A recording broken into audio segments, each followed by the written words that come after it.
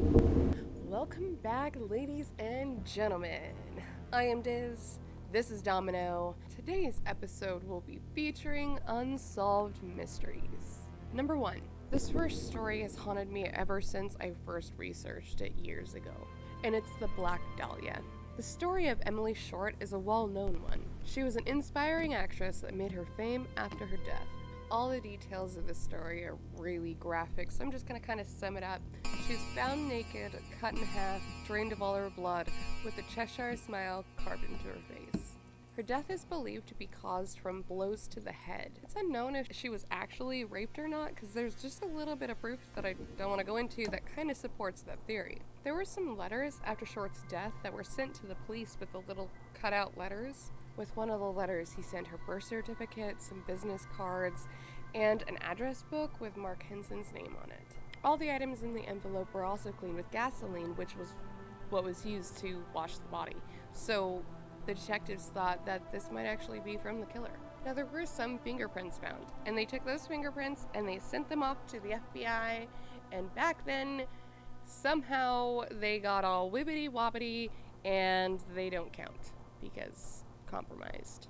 There was over 150 suspects to this crime. Over 750 different investigators working on it. They hunted down every lead and followed her trace all over the country. With how popular the case was, there was over 60 different confessions. And as of today, there's been like 500 different confessions. People have not just admitted to the crime, but people are rolling on their relatives. This case has never been solved. There's been a lot of books written about it and a lot of rumors. The truth is, we may never find out who killed Elizabeth Short. But whatever the truth may be, good did come from what happened in this case. A Republican Assemblyman, C. Don Field, put forth a bill making sex offender registry mandatory, making the state of California the first one to do so. Number 2, the Salish foot discoveries. The foots. I know that your feet are feet, but if they're not both belonging to the same, are they still feet or are they foots? Or does it even matter? The foots have been discovered along the coast of British Columbia, Canada, and Washington, United States. The earliest known foot was discovered back in 1887. Another was found on July 30th, 1914. That one they believe to be a man that drowned in the Salmon River. But the ones that have been washing ashore here recently have been the ones getting the most attention. The first one was found August 2007, and it was identified as a man that suffered from depression. Number 2 was not identified. Number 3 was found February 8th, 2008, and it was identified as a Surrey man, and he was reported missing and believed to have committed suicide. His other foot was the 5th foot found, and it was found June 16th, 2008. The 4th foot found was on May 22nd, 2008, and it was from a woman that had jumped off of a bridge. Her other foot was found November 11th, 2008. The 6th foot wasn't identified, but the 8th foot was. It was found on October 27th, 2009, and identified to be a man that went missing back in January 2008. The 9th, 10th, and 11th were never identified. The 12th one was. It was found back in November of 2011, and it's believed that it belongs to a man that went missing back in 1987. The 13th found back December 10th, 2011, and it was a human foot with the leg bone still attached inside of a boot inside of a plastic bag. But it has never been identified. Neither has 14 or 15. Now, the 16th and 17th were identified to be the same person. We just don't know who that person is. Now, the 18th, 19th, and 20th, no one knows who those guys are either, but the 21st one was identified. Found back in January 2019, and it is a man that went missing December 12th of 2016. Determining exactly where the feet are coming from is harder than it sounds. We don't really know how far these feet are coming from. We know that shoes with the feet inside can travel for 1,000 miles or more. Under the best conditions, human remains can stay intact underwater for 3 decades or more. So there's really no telling. There's a rumor out there that some of the feet belong to victims of the tsunami that hit Asia back in 2004. But if that's the case, why are the feet only showing up on the coast of British Columbia and Washington State? The soccer ball from the tsunami was found all the way up in Alaska, and that rowing boat was found all the way down in California. So why are the feet so focused? There's another theory that the feet are from plane crashes, but if that's the case, why aren't we seeing more of the debris show up too? And why is it just the feet? They have an idea that it's because of the buoyancy of the shoe that helps it float to shore, but it's still weird to me that it's just feet. My first thought when I heard about all this automatically went to Dexter. Like, is there a serial killer that's been dumping bodies all along that area, and now we're just getting the buoyancy shoes to pop up? I guess the truth is we just may never know where all these feet are coming from. Where do you think these feet are coming from? Number 3, the smiley face murder theory. This theory is developed by NYC detectives Kevin Gannon and Anthony Duarte, and Dr. Lee Gibertson, a criminal justice professor. All in all, there have been 45 college-aged males found in different bodies of water in 11 different states. It started in the late 1990s and has went through the 2010s. They call them the smiley face graffiti murders because around some of the murders, not all, where they believe that the bodies actually went into the water, there is a smiley face graffiti. The men were last seen leaving bars or parties where they had been drinking. They were all athletic build, popular kind of guys. But not everybody's convinced that all these killings are killings. They think that they're just drunk guys falling in the water and drowning. They don't think that there's enough actual evidence to connect all of them together. Smiley face graffiti is a relatively popular thing for people to graffiti because it's a popular image. All of these murders don't really fit the whole, nook they have put serial killers in, so the FBI doesn't even believe them. Is this just an overactive imagination from 2 former police officers, or is there really something here? It is kind of weird that all of the men fit a certain profile. So it's either a relatively common thing for athletic men to get drunk and fall in and drown in a body of water, or is there something else going on here? Number 4, who put Bella in the witch elm? This story starts back in 1943 with the discovery of a skeleton of a woman in a witch elm tree. She was discovered by 4 little boys that were poaching birds in property that they should not have been on. The youngest one, when he got home, he told his parents that they found a skull inside the tree. And so the parents called the cops, and the cops went out there to investigate. They found a whole skeleton of a woman, a shoe, and a wedding ring. It's believed that her death had happened 2 years prior to that in 1941, although she's never been identified. And now we don't seem to know where her skeleton or the autopsy report is. It's believed she died of suffocation, and that her body was put inside the tree while it was still warm, because her body had set into rigor mortis. They don't think that she could have gotten in there. In 1944 was when the first graffiti was found, and it said, "Who put Bella in the witch elm?" which then gave our victim a name. Now, whether that is the killer that wrote that on the wall, or if it's some random person that just decided to name her Bella, is unclear. And the graffiti continued up until about the 1970s, where people have just been writing it on walls. So the real question is, who was she, and why was she stuck in the witch elm? There were a lot of different theories, but the most prominent ones was that she was a prostitute named Bella, or it was a ritual for witches. I'll go ahead and leave that for you guys to decide, but I really want to know if you guys are thinking it's witches, because I'm leaning more towards that ritual business than this prostitute. Because after doing all this research of serial killers and unsolved mysteries, there's a lot of prostitutes. So I just want this one to be something witchy. That's what we need. Witches killing witches.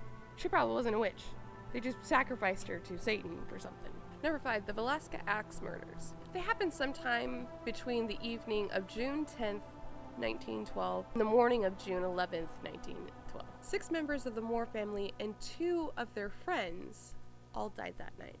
The Moores were well known and well liked in their community. The day of the murders, Sarah, the mother, coordinated a Children's Day program at their church. So after that ended at 9:30, they all walked home, and it took them about 15 minutes. So they got home somewhere between 9:45 and 10 o'clock that night. At 7 a.m., the Moore's neighbor went over there to check it out because she hadn't seen any of them come out to do their chores yet. And when she knocked on the door was locked, so she called his brother. And he came over with his spare key and opened up the door, found the 2 girls in the guest bedroom dead, and told the neighbor to call the cops. When the cops arrived, they went in and found that the murder weapon was still laying next to Josiah. That would be the dad. And there's also 2 cigarettes upstairs, which implied that the killer waited upstairs for everyone to fall asleep before he came down and killed everybody. He started in the master bedroom with Josiah.